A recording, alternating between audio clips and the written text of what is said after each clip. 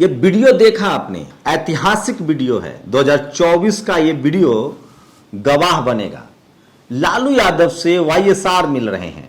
उसके बाद बिहार में नीतीश कुमार के साथ उनकी प्रेस कॉन्फ्रेंस हुई। नीतीश कुमार ने कह दिया है कि जो 2014 में आए हैं वो 2024 में नहीं रहेंगे, इसकी गारंटी मैं देता हूं। प्रधानमंत्री कौन बनेगा ये भविष्य के गर्भ में है। जो 2014 में आए हैं वो 2024 में नहीं रहेंगे। नमस्कार, मैं शंभू कुमार सिंह और आप देख रहे हैं नेशनल दस्तक। इस वीडियो से दिख रहा है साफ साफ कि लालू यादव की तबीयत ठीक हो रही है। वाईएसआर उनसे मिल रहे हैं। बड़ी लकीर खींची जा रही है। क्या 2024 में नरेंद्र मोदी के लिए चुनाव अब आसान नहीं होने वाला है? साम दाम दंड भेद तमाम विपक्षी दल इस खेल को समझ गए हैं। चाहे चुनाव आयोग का मामला हो, सीबीआई का मामला हो, ईडी का मामला हो, इनकम टैक्स का मामला हो या फिर बूथ का मामला हो। सोचिए, जो मैनेजमेंट जिसको कहा जाता था, जिस तरह से गुजरात में बीजेपी पिछले 25 सालों से सत्ता में है, वो मैनेजमेंट सारी पार्टियां सीख गई है। बीजेपी का बूथ लेवल मैनेजमेंट क्या होता है? जाति के हिसाब से, धर्म के हिसाब से नाम कटवा दिए जाते हैं। अंतिम समय में अधिकारियों की तैनाती होती है। अंतिम समय में बक्सा अदली बदली का खेल चलता है। ये सब पब्लिक डोमेन में है, सब लोग जानते हैं और सब लोग बात भी कर रहे हैं। सबको पता है कि चुनाव आयोग से बक्से की हेराफेरी हो चुकी है।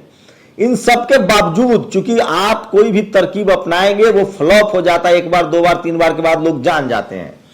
तो इन सब अतिक्रमों के बाद भी अब बीजेपी के लिए 2024 मुश्किल होने जा रही है, क्योंकि तमाम जो अपोजिशन की पार्टियां, उनको लगने लगा है कि बीजेपी डेमोक्रेटिक तरीके से नहीं जीत के आती है, वोट से नहीं जीत के आती है। और सरकार बनाने के बाद जिस तरह से जहां जहां उनकी सरकार नहीं बनी, विधायक खरीदे गए, जिसको लगातार सीरियल किलर का नाम दे रही है आम आदमी पार्टी, तो बीजेपी ने अपनी दुश्मनी इतनी ज्यादा बढ़ा ली है कि निकट भविष्य में उनके साथ दोस्ती करने वाला कोई नहीं है।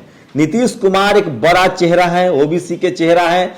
बिहार में 40 सीटें हैं, झारखंड में 14 सीटें हैं, उत्तर प्रदेश में 80 सीटें हैं। आप कल्पना कीजिए कि इन जगहों से जहां बीजेपी को पूरी की पूरी सीटें आई हैं, अगर यहां से 54 और 80 में से अगर आधा आधा भी घट जाता है, बिहार में संभावना है कि 40 से 40 खत्म हो जाएगा, झारखंड में 14 का 14 जाएगा और यूपी में अगर आधा भी खत्म होता है तो बीजेपी सीट कहां से लाएगी? बीजेपी ने उसके लिए कोशिश कर दी है बंगाल। लेकिन सवाल है कि कोशिश ये हो रही कि बंगाल में टीएमसी और कांग्रेस और सीपीआईएम ये तीनों मिलकर चुनाव लड़ सकती है। कर्नाटक में जहां बीजेपी की सीटें आती हैं, हो सकता है कि इस बार जनता दल यू जो देवगौड़ा की पार्टी है, कांग्रेस बसपा चुनाव साथ मिलकर लड़ सकती है। गुजरात में सबसे ज्यादा डेंट लग सकता है अरविंद केजरीवाल, जिस तरह से वहां ताकतवर दिख रहे हैं। पंजाब का खेल कर सकते हैं, पंजाब में बिल्कुल साफ होने वाली है बीजेपी। उत्तराखंड में भी बीजेपी कुछ बचा ले जाएगी, लेकिन राजस्थान और छत्तीसगढ़ में लोकसभा में वापसी नहीं कर पाई थी बीजेपी, विधानसभा में वापसी नहीं कर पाई थी, लेकिन लोकसभा में ठीक ठाक परफॉर्म किया था। वहां भी खेल बिगड़ सकता है। लेकिन सवाल है कि मायावती लगातार तमाम राज्यों में अपना ध्यान दे रही है, चाहे तमिलनाडु हो, चाहे तमाम यूपी के अलावा राज्य हो।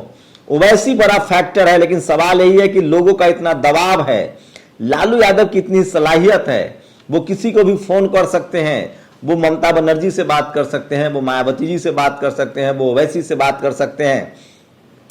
तो एक बड़े गठबंधन की तरफ जा रही है। मीडिया की लगातार कोशिश है कि पीएम के मामले को लेकर फंसाया जाए, लेकिन फिलहाल विपक्ष इस पर फंसता हुआ नहीं दिख रहा है। नीतीश कुमार साफ कह रहे हैं कि कौन होगा प्रधानमंत्री ये बाद में पता चलेगा, पहले हमारा काम है कि जो 2014 में आए हैं वो 2024 में नहीं रहेंगे। तो कोई भी अपने आप को पीएम कैंडिडेट अब घोषित नहीं करना चाहता है, चाहे अरविंद केजरीवाल हो, महत्वाकांक्षा है, होनी चाहिए, ममता बनर्जी हो, नवीन पटनायक हो या नीतीश कुमार हो। लेकिन ये सब के सब चाहते हैं कि बीजेपी की सरकार न आए। तो समझिए, वाईएसआर तेलंगाना में वाईएसआर हैं, आंध्र प्रदेश में जो रेड्डी है, वो जो जगन मोहन है, तो सब जगह से बीजेपी के लिए अब मुश्किल खड़े होने वाली है। तमिलनाडु में बीजेपी के लिए कुछ नहीं है। तो सवाल है कि अगर बिहार, यूपी, झारखंड, राजस्थान, मध्य प्रदेश और छत्तीसगढ़, मध्य प्रदेश में बीजेपी के लिए माहौल बिल्कुल मुश्किल है। जिस तरह से ओबीसी महासभा, tribal army, Azad Samaj party, लेकिन सबसे बड़ा सवाल है अगर इन बीजेपी विपक्ष के गठबंधन में रावण आते हैं तो मायावती जी की मुश्किलें बढ़ सकती है और मुस्लिम समाज के लोग जितने ज्यादा प्रताड़ित हैं वो फंडामेंटलिज्म की तरफ न जाके तमाम सेकुलर और विपक्ष के दलों के साथ जा सकते हैं। रावण एक बड़ा चेहरा हो सकते हैं, जिस तरह से उनकी रैलियों में भीड़ उड़ती है। अगर मायावती जी अकेले चुनाव लड़ती है तो एक परसेप्शन बन सकता है और उस परसेप्शन का फायदा रावण को मिल सकता है। अगर वो अपोजिशन के लिए कैंपेन करते हैं तो बदले में उनको बड़ी कोई जिम्मेदारी या बड़ा पद दिया जा सकता है। तो ये तो तय है कि प्रधानमंत्री को लेकर साफ हो गया है कि लोग हड़बड़ी में नहीं है, कोई लड़ाई होती नहीं दिख रही है। सब लोगों की कोशिश है कि 2024 में नरेंद्र मोदी को विकल्पहीन किया जाए। अब सवाल है कि इनके सामने सबसे बड़ी लड़ाई क्या है। विपक्ष के पास सबसे बड़ी लड़ाई है मीडिया। मीडिया लगातार एक प्रोपेगेंडा कर रही है, लोगों के दिमाग में सवाल डाल रही है कि मोदी के खिलाफ प्रधानमंत्री कौन, और वो कोशिश करेगी कि एक धारा जो है मीडिया का वो केजरीवाल को प्रोजेक्ट करे, एक धारा नीतीश कुमार को प्रोजेक्ट करे, एक धारा ममता बनर्जी को प्रोजेक्ट करे, एक धारा नवीन पटनायक को प्रोजेक्ट करे, ताकि इन लोगों में आपसी लड़ाई होती रहे और जिसका नतीजा हो कि कोई आपसी सहमति नहीं बन पाए। लेकिन जनता बहुत समझदार हो चुकी है और सबसे ज्यादा जिस तरह से बेरोजगारी बढ़ी है, जिस तरह से किसानों के खिलाफ बिल आए, जिस तरह से अग्निवीर स्कीम आया है, जिस तरह से नोटबंदी हुई है, जिस तरह से कोरोना में लोग मरे हैं और जिस तरह से अर्थव्यवस्था चौपट है, व्यापारी परेशान है, बिजनेस चौपट है, बेरोजगारी चरम पर है। भले अडानी दुनिया के तीसरे अमीर व्यक्ति हो गए हो, लेकिन फैक्ट ये है कि हर 5 मजदूर रोज सुसाइड कर रहा है। तो गरीबों की जो रोजी रोटी छीनी जा रही है, 5 किलो अनाज के दम पर जिस तरह से उनको थामा गया था, वो भी स्थिति अब नहीं बनती हुई दिख रही है।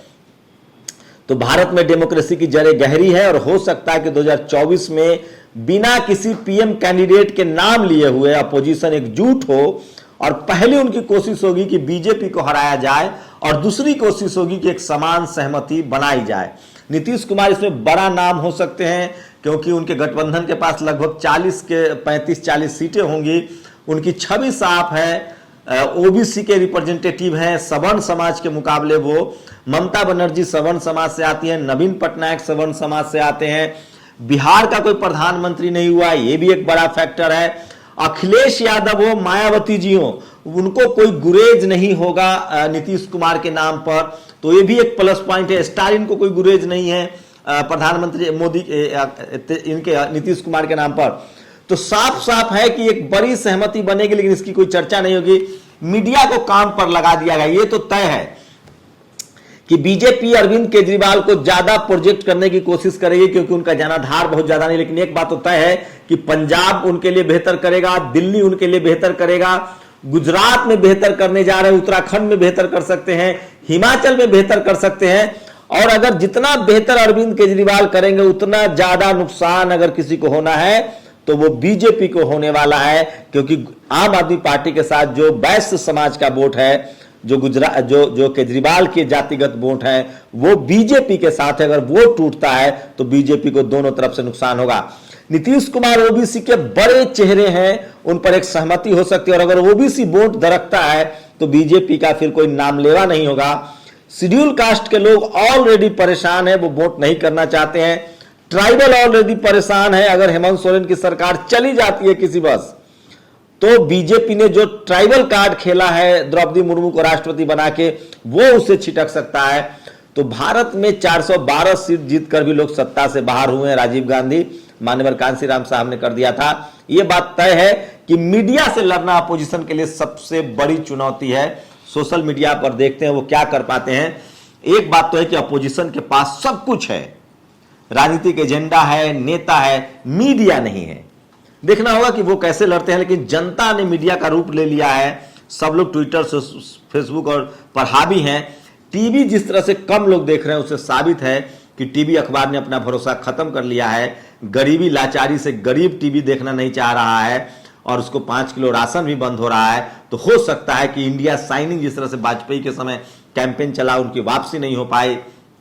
मनमोहन सिंह जिस तरह से बदनाम कर दिया गया और वो बाहर हो गए, मोदी जी के खिलाफ विपक्ष की एकजुटता बन रही है और विपक्ष को पता है कि किसी का नाम लेना खतरनाक रहेगा, इसलिए उनकी पहली कोशिश है कि पहले चुनाव हराया जाए। और इसमें लालू यादव, नीतीश कुमार, ममता बनर्जी, मायावती, अखिलेश यादव, स्टालिन, नवीन पटनायक, इन सब की बड़ी भूमिका होने जा रही है। अंदर खाने सब लोग की बैठकें भी हो रही है। यह बात है कि कांग्रेस के लिए बहुत अच्छा नहीं रहेगा, लेकिन कांग्रेस नेतृत्व कर सकती है। अगर छत्तीसगढ़, राजस्थान, मध्य प्रदेश, इन राज्यों में कांग्रेस अगर मायावती के साथ या ओवैसी के साथ एक अलायंस की तरफ बढ़ते हैं तो कांग्रेस खुद भी मजबूत होगी और बीजेपी का हटना लगभग तय हो जाएगा। आप लोग की क्या प्रतिक्रिया, अपनी प्रतिक्रिया जरूर दीजिए इस एनालिसिस पर। यह बात तो तय है कि अगला सीएम कोई शेड्यूल कास्ट या ओबीसी होने जा रहा है इस देश का, या फिर कोई ट्राइबल। गांठ बांध लीजिए। शुक्रिया।